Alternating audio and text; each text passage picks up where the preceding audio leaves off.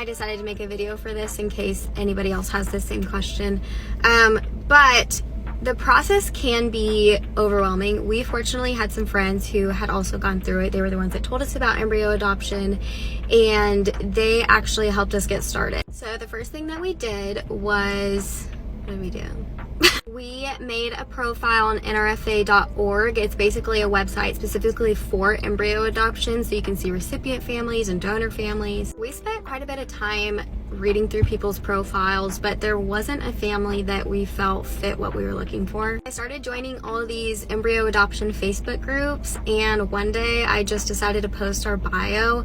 I just did like a short bio of us with pictures and just a little bit about ourselves, and said like, feel free to reach out if you are interested in us. We had quite a few families reach out to us, and we would just start conversation with them and get to know them. And I don't know, it's kind of like awkward at first. You have to get past that awkward stage because it is like dating almost, like you're on a dating app or something. But there was one person that I connected with really well, and she and her husband are now our embryo donors. So the process overall, in the beginning, it can be overwhelming. It's new, you don't really know what to expect.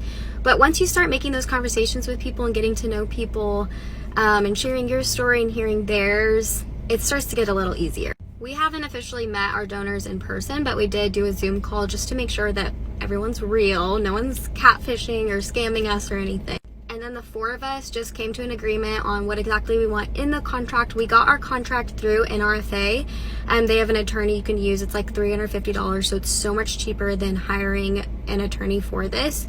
And then they drafted up the contract for us. We got to make some edits, and I just submitted them over to my clinic, and now I think the next step is just planning our cycle. So as far as the embryo transfer cycle goes, I can't really let you know because I haven't done it yet, but I'm hoping that we'll get to do it soon. I would just say when you're starting to search for donor families, just be yourself, be genuine, don't settle, find a family that you really connect with, because I didn't think it was very important at first that we necessarily like really liked the donors.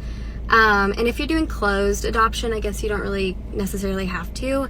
But after connecting with our donors, I just am so thankful for our relationship. So I hope that you can find that too.